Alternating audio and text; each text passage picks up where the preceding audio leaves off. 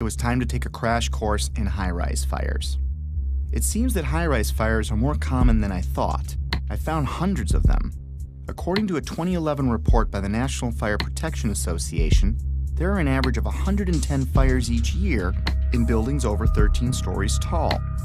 According to the report, between 2005 and 2009, there were 550 high-rise fires. Of course, there are many more all throughout history, but let's talk about some of the more startling ones.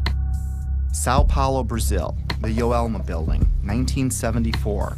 Sparked by an electrical fire, the residential building burned twice as long as the Twin Towers, yet it stood. The underlying structure wasn't even weakened. In fact, it's still in use today. The MGM Grand, which is now Bally's in Las Vegas, Nevada, caught fire in 1980, killing 85 people. It's had a few facelifts and ownership changes, but the structure underneath was never compromised. It's still in use today. Los Angeles, California, 1988. What was then called the First Interstate Bank building burned for 3.5 hours. No structural failure at all. In fact, an insurance company moved in, and today it's known as the Aon Center. In 2004, the Parque Central building in Caracas, Venezuela, the country's tallest building, burned for 17 hours. The facade was repaired, and it is in use today. Philadelphia, Pennsylvania, One Meridian Plaza, 1991, burned for 18 hours. It stood. Beijing, China, the Mandarin Oriental Hotel, burned for 6 hours in 2009. It stood. Chechny's tallest building burned for 7 hours in April 2013. It stood. Dubai, Moscow, Zurich, and on and on. I was starting to see a trend. Fires don't melt steel or cause buildings to collapse. The World Trade Center has itself burned many times with no structural failure or weakening. Some significant dates include February 13, 1975, when the 9th to the 14th floors burned for 3 hours. No damage or weakening of the structure was recorded. The fire began in an electrical wiring closet on the 11th floor. Some fire department officials and building officials here say that there's no chance the World Trade Center could become a type of towering inferno.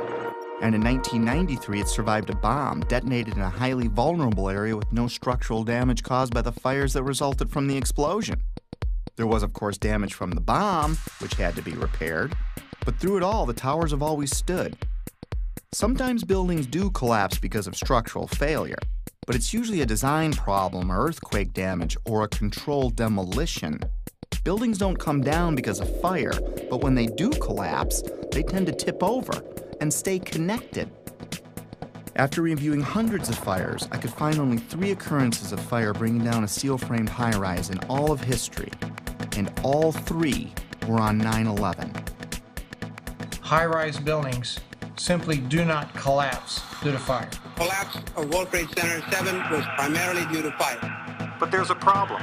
Office and open-air jet fuel fires cannot melt steel. A lot of things in these kind of buildings have to be fire resistant by nature. It's required by code. So there really isn't a whole lot of fuel in there to begin with. The National Institute of Standards and Technology said that the maximum air temperatures was about 1,800 degrees or 1,000 degrees colder than what's needed to melt steel. And it takes a blast furnace with air blowing with blowers to try to get steel to melt. So if you have a flame at 750 degrees, you can hold that flame under a steel beam forever, and you'll never reach a high enough temperature to bend steel, let alone melt it. This would have us to believe that these was a typical office fire, scattered office fires, if you will, that brought this building down. Since the mid-60s, I've tried to follow high-rise fires, and I'm not aware of any high-rise building that have come down as a result of fires. And seeing black smoke come out the windows, that means that the fires were oxygen starved. Kerosene would have burned off very quickly. What wasn't destroyed in the initial fireball would have been consumed fairly rapidly and would have only really served as an ignition for the rest of the material. None of which would have been, in my experience as a fire protection engineer, hot enough to sufficiently soften the steel or damage the steel to result in a total collapse of the building. Well, we're told that the planes hit the buildings, and there was an explosion and a fire, and about an hour and a half later, in the case of the North Tower, the buildings collapsed due to structural weakening due to the fires. Fires in high-rises have never brought down a steel frame high-rise building at all, ever. The bottom line is this. Steel-framed high-rises don't collapse, especially into their own footprint, because of fire. This is why builders and architects have loved steel for 100 years. A fire typically can't compromise the steel structure. Of course, 9/11 was not a typical day with typical fires. Jet fuel was involved. But the kerosene, or the jet fuel, just can't explain it. Set aside for a minute that only 2 of the buildings were subjected to kerosene. Now think of a kerosene lamp or a kerosene heater. In the history of kerosene lamps, I have never heard of one being melted because the fires were too hot. In fact, the World Trade Center fires were starved of oxygen and therefore heat. You can see it in the black smoke coming from the towers. Yet molten iron was found in the rubble of all 3 buildings. Something else had to provide the heat and energy needed to liquefy, melt, or even microscopically bend the steel in any of those 3 buildings. And unless you work for NIST, scientists agree that neither jet fuel, nor the furnishings inside those buildings could have heated the steel enough to melt it. I was starting to realize that something else must have been involved in the collapse of at least Building 7, if not all 3. Okay, maybe airplanes weakened the structure of the Twin Towers, which we'll be looking into more deeply later. For now, believe it or not, planes have hit many buildings throughout history and none fell. Of course, none were hit with planes as large as the ones on 9/11, but that still leaves Building 7. I couldn't explain it. Can you tell me that if I throw a flaming chunk of metal off of one building, I can make the building next to it collapse in on itself a few hours later? Why do demolition companies even exist if you can just light a few random fires and wait for an implosion? Maybe the steel structure in Building 7 was so badly damaged from falling debris that the entire structure was compromised. It still can't explain the symmetrical collapse, but I looked anyway. Other buildings that have suffered severe structural damage by natural disaster or bombs didn't disintegrate into rubble piles. They stayed together in some way. Even the buildings in the Trade Center complex that suffered worse damage than Building 7 didn't collapse in on themselves. This uneasy feeling was growing, but there was much more to understand about Building 7's collapse, especially before I started jumping to conclusions in my own head. I needed to hear from some experts.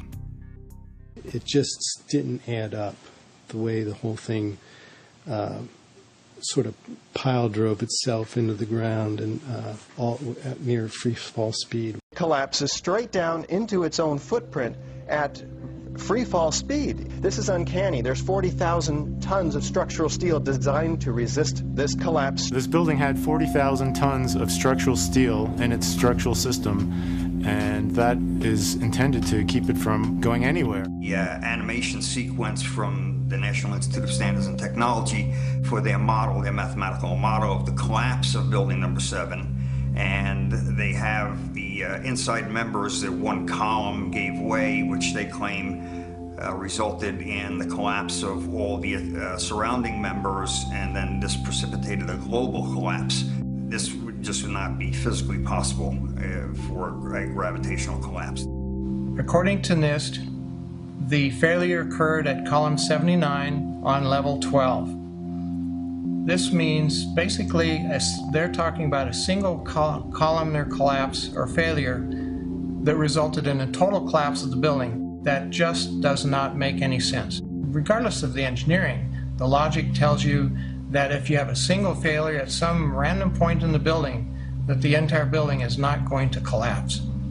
Buildings don't break that way. The story that just a few columns can cause a synchronized global collapse, an implosion, is, well, that's just nonsense. The exterior columns on the outside as well as on the inside at the bottom would have to be severed almost at the same time. The building would want to topple over. It would want to bend over that weakened area and topple over sideways. What we saw the structures came straight down upon itself.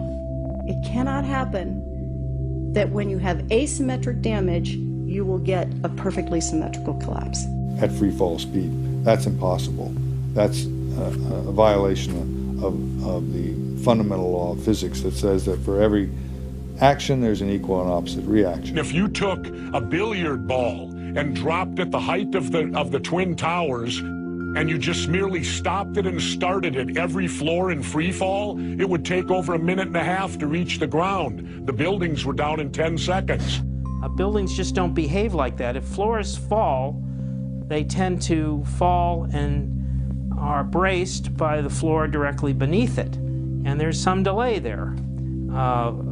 And then the next floor falls with 2 floors, and there's some more delay. The buildings actually accelerated as they came down, meaning they were not getting resistance from these massive columns in the center of the core of this building. And when it's all finished, the outside walls from the lower floors are piled one on top of the other right in the middle of the building.